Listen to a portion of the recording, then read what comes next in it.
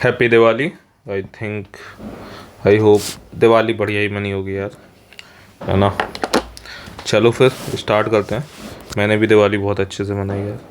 ठीक, चलो। ये शिफ्ट है 25 मार्च की 2021 में ये पेपर हुआ था, शिफ्ट 1। ठीक है, इसके जीके का पेपर है ये। इससे पहले 3 शिफ्ट जो हैं, जो कि 2022 वाले एग्ज़ाम की थी, उसकी मैंने अपलोड कर दिया विद सॉल्यूशंस। ठीक है, और पीडीएफ के लिए मैं एक एक करके उसमें डाल रहा हूँ। ग्रुप है बेसिक स्टडी 1 2 3 ऐसा करके है। ठीक है, और इसको आप खोजेंगे मिल जाएगा आसानी से। और शायद 65 के आसपास सब्सक्राइबर्स हैं सिर्फ। ठीक है, तो ज्वाइन कर लीजिएगा। ठीक है, और तो फिर मतलब पीडीएफ की अगर रिक्वायरमेंट है, वरना कोई ज़रूरत नहीं, उसमें कुछ मैं ख़ास इंपॉर्टेंट नहीं डालता। ठीक है, बाकी जो भी है यूट्यूब पे ही है, मिल जाता है। तो बट ये एटीसी की एक प्लेलिस्ट है यार, है ना, उसको ज़रूर ऐसा ऐड टू प्लेलिस्ट कर देते हैं ना, वो कर लेना। या फिर चैनल में एक ऑल वीडियोस करके प्लेलिस्ट है, उसको आप कर दीजिएगा। कोई भी मतलब एक प्लेलिस्ट को अगर आप अपने प्लेलिस्ट में ऐड कर लेंगे तो वीडियोस उसकी दिखती रहेंगी, और आपको जो भी काम की वीडियोस लगेगी, वैसे सारी काम की मिलेंगी।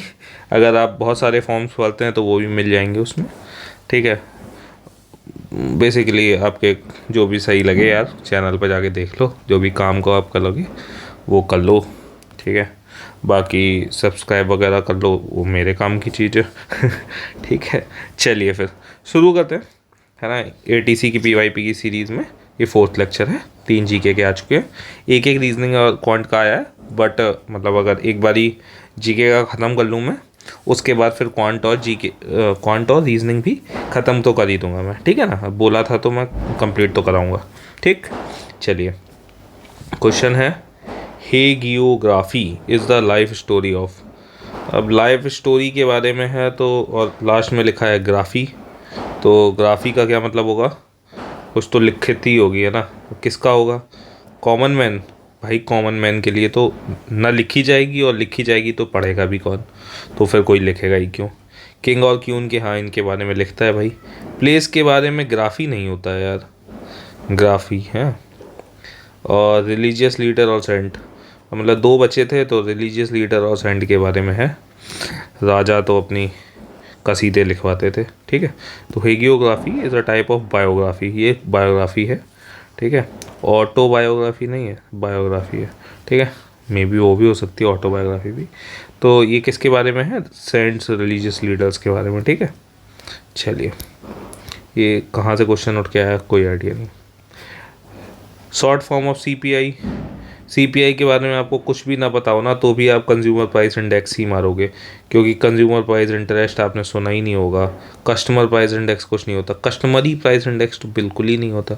ठीक है ना, तो सीपीआई है क्या basically? Consumer price index that examines the average change over the time in the prices paid by urban consumers for a market basket of consumer goods and services। ये बेसिकली एक बास्केट लेके जाते हैं और सामान खरीदते हैं, और उसके बाद उस सामान से का पता चलते थे कि लिस्ट है कि 1 किलो आलू लेना है, 1 किलो टमाटर लेना है, 1 किलो धनिया लेना है, ये मतलब ऐसे करके 10-12 आइटम, 50 आइटम, जिससे एक आइडिया पता चल जाए कि मार्केट में क्या हिसाब चल रहा है। फिर वो डेटा जाता है एनएसएसओ के पास, इसके पास, है ना, और ये उठा के सीपीआई हर मंथ का रिलीज़ कर देते हैं। ये काम पहले करते थे पोस्टल डिपार्टमेंट के जीडीएस, है ना।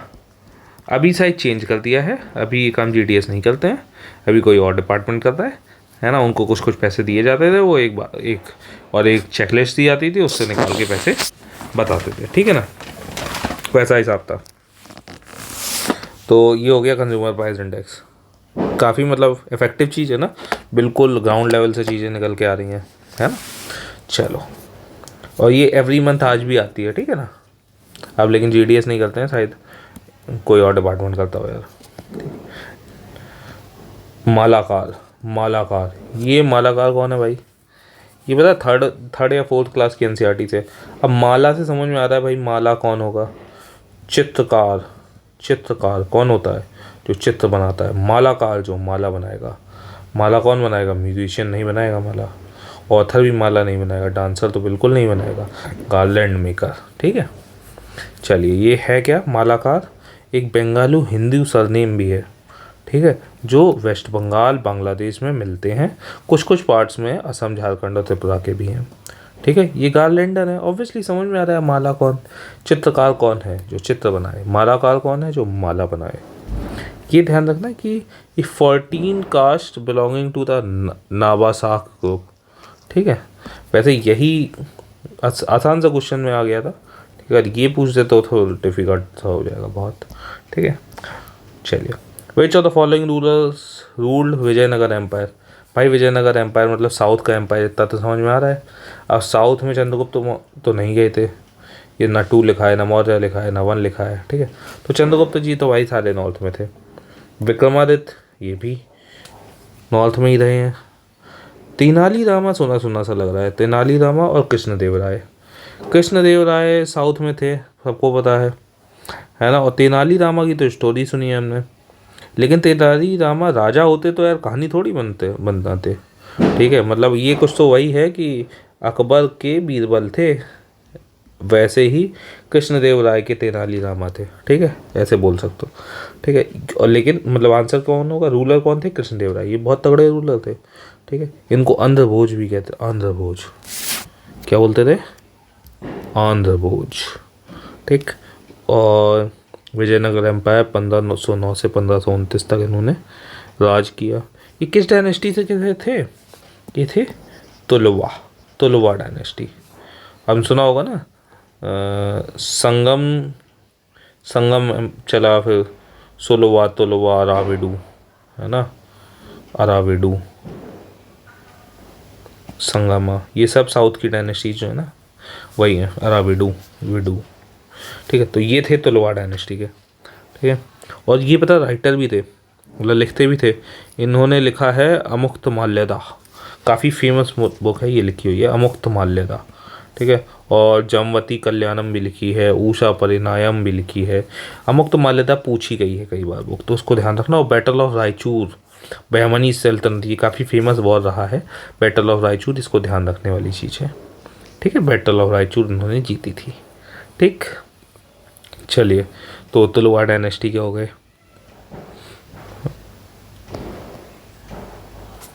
अ bill can not become law unless the mister president.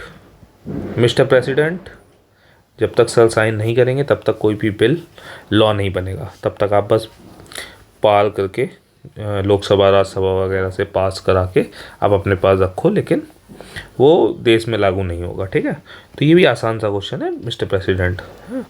तो क्या यही लिखा हुआ है। इनकी 3 वीटो पावर्स होती हैं, मतलब इनका मन नहीं है सपोज करो, है ना, कुछ भी इन्हें दिक्कत दिख रही है बिल में, तो वो कर क्या कह सकते हैं। एब्सोल्यूट वीटो है इनके पास, पॉकेट वीटो है, सस्पेंशन वीटो। एब्सोल्यूट वीटो के मतलब ये होता है कि पहले सस्पेंशन वीटो समझो।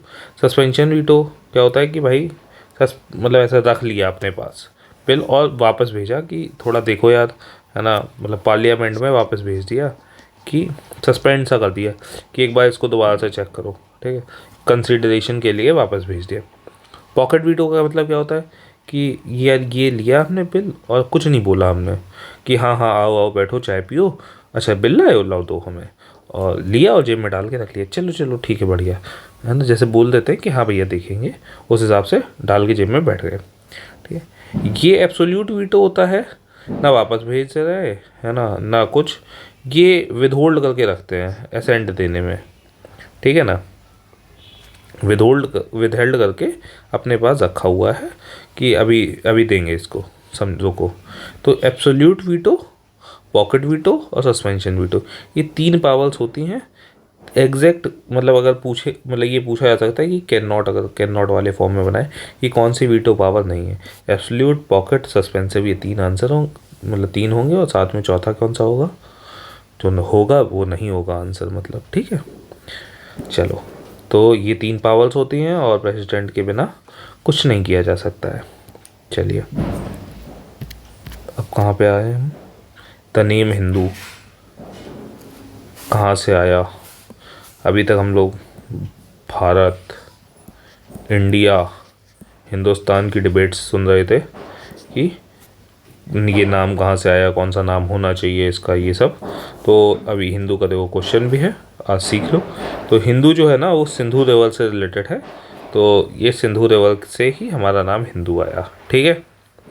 बहुत ज़्यादा इसमें कुछ खास नहीं है। चलिए, where was the India's first atomic power station establish? पहला एटॉमिक पावर स्टेशन कहाँ बना भाई? कहाँ बनेगा, सोचो। बनना तो तारापुर में।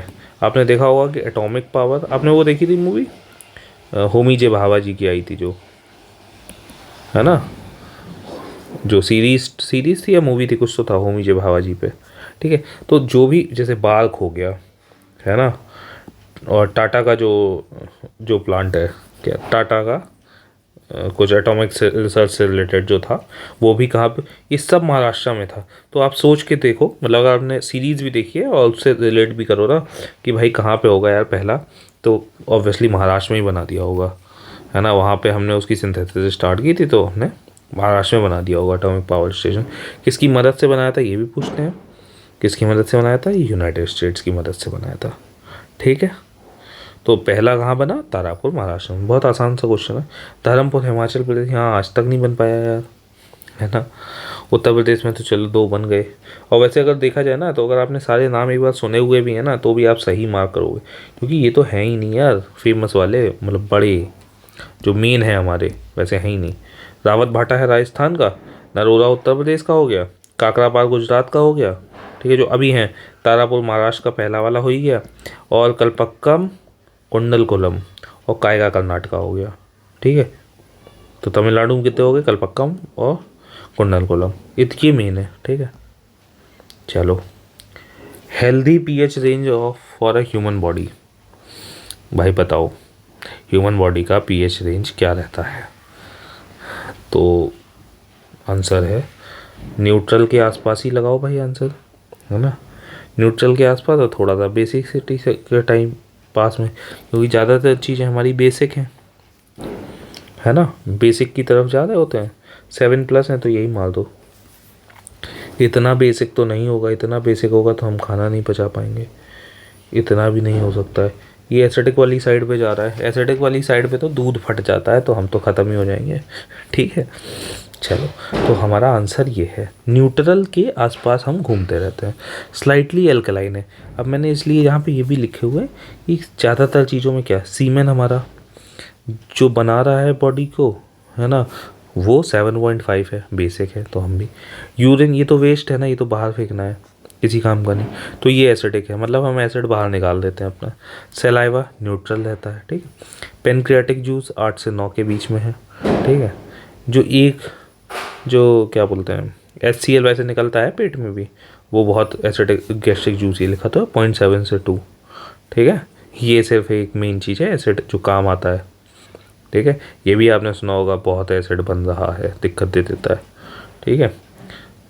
और ये सेरेब्रो स्पाइनल फ्लूइड, ये भी बेसिक है ऑब्वियसली, है स्पाइनल के अंदर जो भरा होता है फ्लूइड, ऐसे बोल दो, ठीक। सेरेब्रो मतलब दिमाग के पास में, इधर पे जो स्पाइनल है पूरे में फ्लूइड भरे हैं। ब्लड जो है वो 7.2 से 7.5। मोस्ट ऑफ द चीज़ें हमारी बेसिक हैं, जो एसिडिक हैं वो किसी काम की नहीं है, ठीक है, मतलब ये काम की है, ठीक है। तो हम बेसिक हैं, न्यूट्रल से बेसिक की तरफ। आपको पटाखे की आवाज़ सुनाई दे रही होगी, लेकिन आप भी एंजॉय करो, और क्या। What is the most literate state of India during the census 2011? 2011 उठा लो, 2021 उठा लो, कोई भी उठा लो, एक ही है, केरला, ठीक, 94%। चलो भाई, देख रहे हो, त्रिपुरा मिजोरम, वो 7 सिस्टर्स में भी 2 स्टेट्स आ जाते हैं टॉप 5 में, बड़ी चीज़ है। चलो, अब एक और question, what is the which is the only metal whose natural form is liquid? कौन सा है भाई? सबको पता है, मरकरी, ठीक है। और ब्रोमीन भी होता है, लेकिन ब्रोमीन मेटल नहीं होता है, क्या होता है? Non metal. ये भी लिक्विड होता है भाई। लिक्विड क्यों होता है भाई रूम टेम्परेचर में? ये मतलब लिक्विड लिक्विफाई हो जाता है। वैसे तो सारे मेटल, इन्हें ये लिखना चाहिए नेचुरल फॉर्म, वैसे उन्होंने लिखा हुआ है ना, एट द रूम टेम्परेचर कौन सा लिक्विड रहता है, ठीक है ना। चलो, ये हो गए 10 क्वेश्चन। ये 10 में से मुझे लगता है यार थोड़ा सा भी बंदा अवेयर था अगर तो 10 में से 9 तो मिनिमम, 8 से 9 तो आराम से करके आएगा यार, है ना। तो आसान था 2021 का, बट 2022 का जो पेपर उसमें 6-7 से ज़्यादा, 6-7 एक एवरेज ज़्यादा था। तो आप समझ सकते हैं कि चीज़ों का लेवल बड़ा है, ठीक है ना। चलिए यार, बाय बाय। और मेरे करीब करीब 300 सब्सक्राइबर्स होने वाले हैं, वीडियो पूरा देखा करिए। Thank you. Happy Diwali. Happy Diwali मैं साफ साफ लिखूँगा, हैप्पी दिवाली। बाय।